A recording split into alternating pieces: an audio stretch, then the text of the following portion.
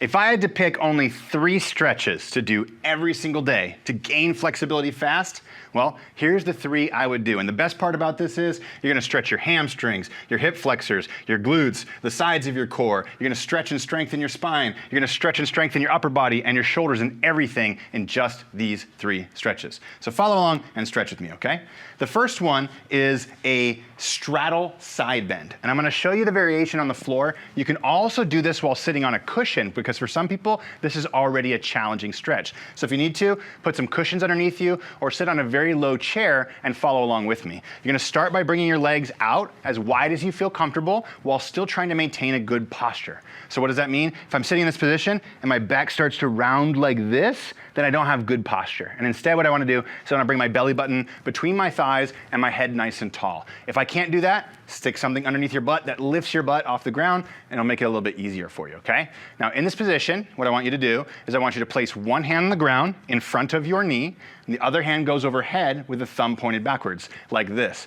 At first, I don't want you to actually bend to the side. I just want you to reach your hand up toward the sky at a slight angle, okay? Just like that. And you're gonna go back and forth, just like this, using your hand on the ground for support next to your knee and reaching the arm up. And something that's really critical here is why I have you put your hand next to your knee at first is you can actually lean your wrist against your leg right here, and it's gonna help you have an externally rotated hip, which is gonna help you stretch your hips and your groin so much more. So don't just put the hand there and kind of flop like this. Put the hand there, press it against the thigh, and then come overhead like this. Now, over time, you can remove the need to have your hand there because you'll have more awareness of turning your hips and your knees outward like this. And what you can start to do is, instead of placing your hand here, reach your hand across to the opposite side and then do the side bend just like this, okay?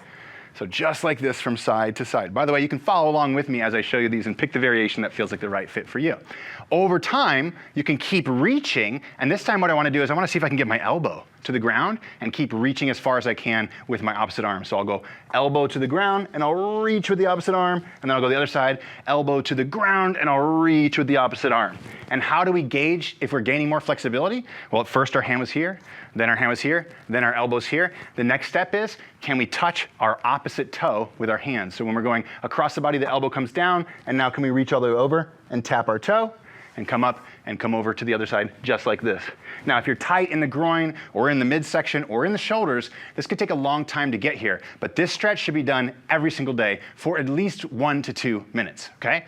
Now, after you do this stretch, we wanna keep stretching the lower body with one of my absolute favorite stretches, the hip ham stretch. Now this is more of a mobility movement because you're gonna stretch your hip flexors and your hamstrings at the same time. So here's how it looks. I'm gonna place one knee on the ground, one knee in front, and I'm gonna have about a 90-degree angle in both of my knees right here.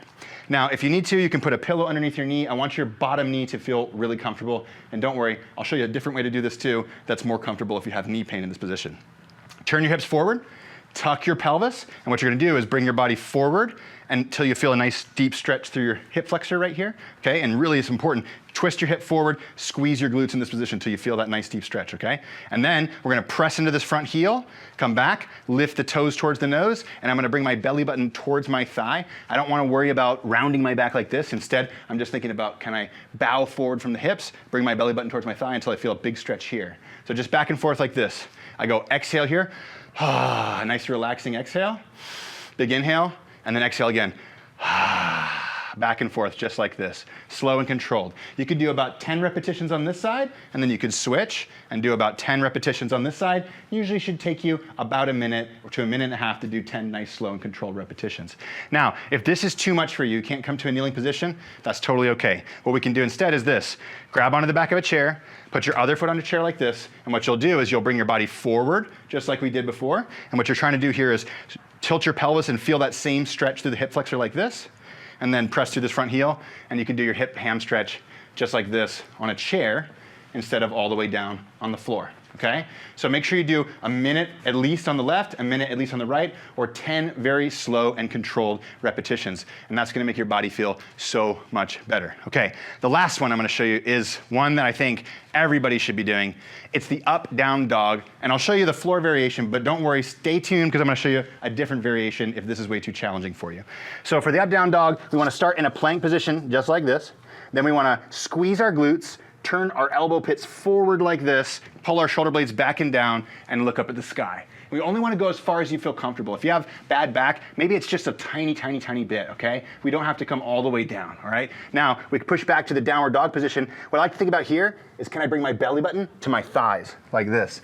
And then push the hands up and reach, and then finally, ooh, we can relax the heels down towards the ground. And all you're gonna do is go back and forth, slow and controlled, trying to pay attention to perfect form as you go up and down to the upward dog and the downward dog, okay? This is such a great stretch for the entire body. But again, most people can't do it. So I wanna show you a different variation. For those of you who struggle with the stretch, same thing, just turn a chair around, use the back of a chair, make sure it's nice and sturdy. I like to grab onto the edge of a chair to spare the wrists, and then we can come back, and what we can do is start by pushing the arms forward and allowing the body to come down. You get a little bit of a stretch, kind of like a downward dog. And then we squeeze the glutes, really important, this is so important. Squeeze the glutes and tuck the pelvis, and then we open the chest and look up at the sky. And again, for some of you, it's like this. It's just a little bit of a look up. For some of you, maybe it's a little bit more of an exaggerated arch. Only do what feels 100% comfortable. I don't want anybody hurting their back doing these simple stretches. But as you can see, these are 3 stretches that you can do each day in about 4 or 5 minutes. And when you do them, you're gonna feel looser and your body is gonna feel so much more mobile, which is gonna feel so much better.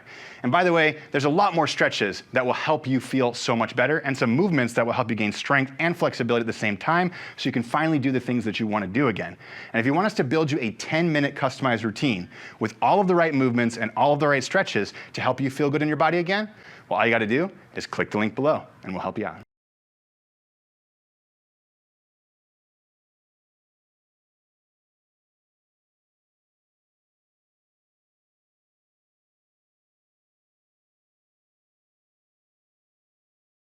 Well, all you got to do is click the link or comment the word flexible below. Well, all you got to do is comment the word flexible below.